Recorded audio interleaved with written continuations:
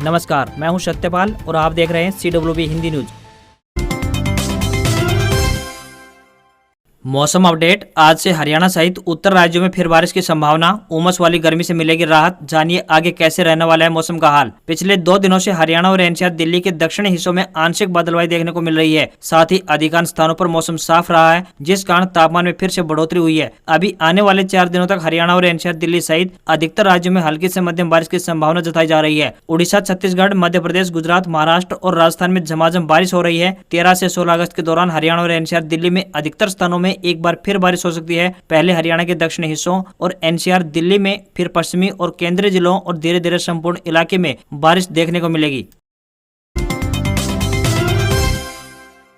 हरियाणा पंचायत चुनाव को लेकर CM खट्टर का बड़ा बयान। मंत्री देवेंद्र बबली ने भी कही ये बड़ी बात। हरियाणा पंचायत चुनाव को लेकर हरियाणा के CM मनोहर लाल खट्टर ने एक बड़ा बयान दिया है। हरियाणा के CM मनोहर लाल खट्टर ने कहा है कि पंचायत चुनाव की तारीख की घोषणा अगस्त के इसी सप्ताह में की जाएगी। सरकार चुनाव कराने को तैयार है और सभी जिलों में चुनाव की तैयारियां पूरी कर ली गई है। उन्होंने कहा कि सितंबर महीने में पंचायत चुनाव होंगे। इसके अलावा किसी और अफवाह पर ध्यान न दें। CM ने कहा कि कोर्ट की लंबी प्रक्रिया जारी रहेगी, इसलिए चुनाव टालने की कोई उम्मीद नहीं है। गौरतलब है कि इस बार हरियाणा में 23 और ग्राम पंचायतें होंगी। पिछली बार कुल 6205 ग्राम पंचायतें थी, जिनकी संख्या अब बढ़कर 6228 ग्राम पंचायतें हो गई है। हरियाणा के पंचायत मंत्री देवेंद्र बबली का भी बड़ा बयान आया है। रेवाड़ी में पंचायत चुनाव को लेकर कार्यकर्ताओं की एक बैठक ले रहे थे। विकास कार्य को लेकर रेवाड़ी में अधिकारियों के साथ चर्चा की। पंचायत मंत्री देवेंद्र बबली ने कहा कि पंचायती चुनाव भाईचारे के चुनाव है, इसलिए जजपा सिंबल पर चुनाव नहीं लड़ेगी। साथ ही कहा कि पंचायत चुनाव सितंबर महीने में ही होंगे।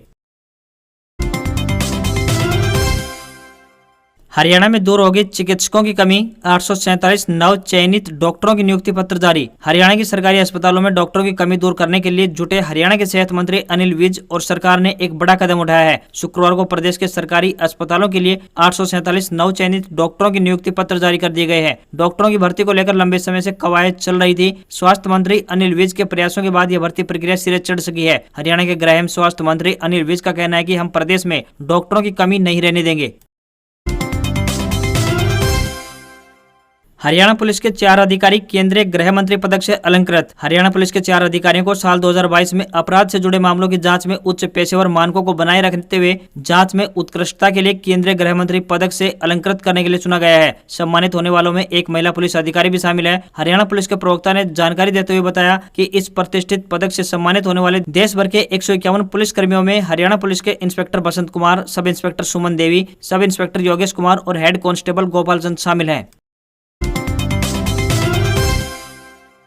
वुमेन एम्पावरमेंट पर मिशन मोड में काम करेगा हरियाणा। महिला एवं बाल विकास विभाग में निकलेंगी भर्ती। कमलेश ढांडा का बड़ा बयान। महिला सशक्तिकरण की विचारधारा को मजबूत करने के लिए प्रधानमंत्री श्री नरेंद्र मोदी द्वारा विभिन्न मंत्रालयों, विशेषकर महिला एवं बाल विकास मंत्रालय के माध्यम से शुरू किए जाने वाली योजनाओं को लेकर हरियाणा मिशन मोड में काम करेगा। महिला एवं बाल विकास मंत्री कमलेश ढांडा ने कहा है कि हरियाणा में महिला एवं बाल विकास परियोजना अधिकारी की भर्ती के लिए हरियाणा लोक सेवा आयोग व सुपरवाइजर भर्ती के लिए हरियाणा कर्मचारी चयन आयोग यानी HSSC को मांग भेजी जा चुकी है। उन्होंने कहा कि बेटी बचाओ बेटी पढ़ाओ अभियान के तहत अब पैसा राज्य सरकार की निगरानी में खर्च किया जाएगा। इससे पहले पैसा सीधा जिलों को भेजा जाता था। राष्ट्रीय आशु अनुसंधान केंद्र हिसार ने बनाई लंपी वायरस की वैक्सीन। पशुपालकों को जल्द होगी उपलब्ध। हरियाणा के पशुपालन एवं डेयरी मंत्री JP दलाल ने बताया कि पशुओं में फैली लंपी स्किन बीमारी के रोकथाम के लिए राष्ट्रीय आशु अनुसंधान केंद्र हिसार ने वैक्सीन बना ली है, जो प्रदेश के पशुपालकों को जल्द ही वैक्सीन उपलब्ध करवा दी जाएगी। दलाल ने यह जानकारी पशुपालन विभाग के अधिकारियों के साथ समीक्षा बैठक में दी। मंत्री दलाल ने कहा कि वैक्सीन को लेकर उन्होंने केंद्रीय पशुपालन एवं डेयरी मंत्री पुरुषोत्तम रूपाला से बातचीत की है और उन्होंने आश्वासन दिया है कि हरियाणा प्रदेश में जल्द से जल्द यह वैक्सीन उपलब्ध करवा दी जाएगी, ताकि पशुओं में फैली यह बीमारी को रोका जा सके। हथनीकुंड बैराज से छोड़ा 2 लाख क्यूसेक पानी। यमुना के साथ लगते गांव में बाढ़ का खतरा बना। करनाल में अलर्ट हुआ जारी। हथनीकुंड बैराज से यमुना नदी में छोड़े गए करीब 2 लाख क्यूसेक पानी देर रात यमुना के जरिए करनाल के गांव लालपुरा, मुंडोगढ़ी, सदरपुर व यमुना के आसपास लगते क्षेत्र के तट पर पहुंच गया है। यमुना में लगातार बढ़ रहे पानी के जलस्तर से क्षेत्र में बाढ़ का खतरा बढ़ गया है। पानी का बहाव लगातार तेज होने से व जलस्तर बढ़ने से मुंडोगढ़ी गाँव के करीब 60 एकड़ में खड़ी गन्ने की फसल तबाह हो गई है। सिंचाई विभाग ने अलर्ट जारी करते हुए किसानों और ग्रामीणों को नदी के बहाव से दूर रहने की हिदायत दी है। पहाड़ों में हुई बरसात के बाद जिस तरह से यमुना में पानी छोड़ा गया है, उसको देखते हुए विभाग ने यमुना क्षेत्र के लिए अलर्ट जारी कर दिया है। यमुना के बहाव में बदलाव और पानी की रफ्तार से होने वाले कटाव के कारण आसपास के गाँव में पानी घुसने का खतरा भी बढ़ गया है।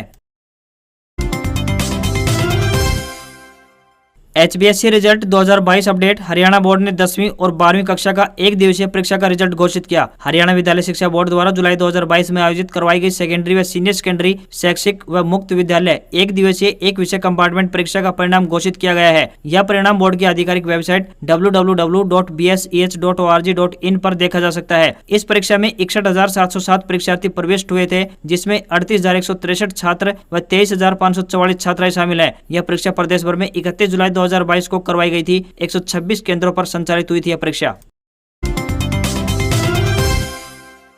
हरियाणा कॉलेज एडमिशन के लिए मेरिट लिस्ट हुई जारी। हरियाणा के विभिन्न कॉलेजों के स्नातक प्रथम वर्ष की कक्षाओं के लिए प्रवेश की पहली मेरिट सूची जारी कर दी गई है। छात्र मेरिट लिस्ट देखकर अपने मनचाहे कॉलेज में जाकर दाखिला ले सकते हैं। पहली मेरिट लिस्ट 12 अगस्त को जारी हो गई है। जिन छात्रों के नाम इस लिस्ट में आएंगे वे 13 अगस्त यानी आज से 16 अगस्त तक फीस जमा करवा पाएंगे। दूसरी मेरिट लिस्ट की बात करें तो 19 अगस्त को जारी की जाएगी। जिन छात्रों के नाम इसमें शामिल होंगे वो छात्र 20 अगस्त से 23 अगस्त तक फीस जमा करा सकते हैं। 22 अगस्त से कक्षाएं शुरू होंगी। इसके बाद भी यदि कॉलेजों की सीटें खाली रहती हैं तो उन्हें भरने के लिए 26 अगस्त से फिर से प्रवेश पोर्टल खुल जाएगा और उसी दिन से ओपन काउंसलिंग शुरू हो जाएगी।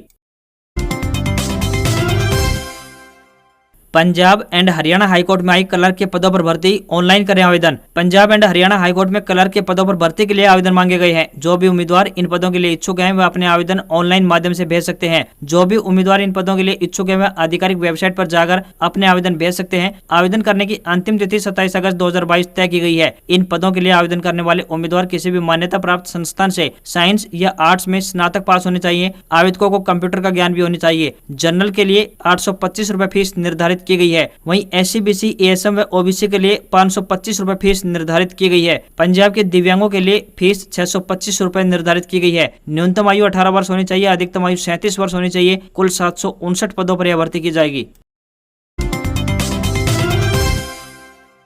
RRB admit card update. Railway group D परीक्षा के लिए एडमिट कार्ड आज होंगे जारी। रेलवे भर्ती बोर्ड ने ग्रुप डी के 1 लाख से अधिक पदों पर भर्ती के लिए निर्धारित चयन प्रक्रिया के अंतर्गत पहले चरण में 3 रेलवे जोन के पदों के लिए कंप्यूटर बेस्ड टेस्ट यानी CBT का आयोजन 17 अगस्त 2022 से होने जा रहा है। बोर्ड द्वारा 1 करोड़ से अधिक उम्मीदवारों के लिए कई चरणों में फर्स्ट राउंड के आयोजन की घोषणा के अंतर्गत फेज 1 में कंप्यूटर आधारित परीक्षा 25 अगस्त तक आयोजित होगी। इस परीक्षा के लिए उम्मीदवारों को परीक्षा का शहर और तारीख की सूचना बोर्ड द्वारा पहले ही जारी कर दी गई है। इसके बाद जिन उम्मीदवारों को 17 अगस्त तारीख बताई गई है उनके लिए एडमिट कार्ड CBT डेट से 4 दिन पहले यानी शनिवार आज 13 अगस्त 2022 से डाउनलोड होने शुरू हो जाएंगे। पेट्रोल की कीमत में जल्द होगी कटौती, मोदी सरकार उठा रही है यह बड़ा कदम। पेट्रोल डीजल की आसमान छू रही कीमतों के बीच केंद्र सरकार की ओर से एक राहत भरी खबर सामने आई है। पेट्रोलियम मंत्री हरदीप पुरी ने एक बड़ी जानकारी साझा करते हुए कहा कि अगले साल से देश के कुछ चुनिंदा पेट्रोल पंपों पर 20% एथेनॉल मिला पेट्रोल मिलना शुरू हो जाएगा। उन्होंने बताया कि साल 2025 तक देश भर में 20% एथेनॉल मिला हुआ पेट्रोल बिकना शुरू हो जाएगा। इससे देश का क्रूड ऑयल के आयात पर हर साल करीब 4 अरब डॉलर बचेगा और इससे पेट्रोल का रेट भी कम हो जाएगा।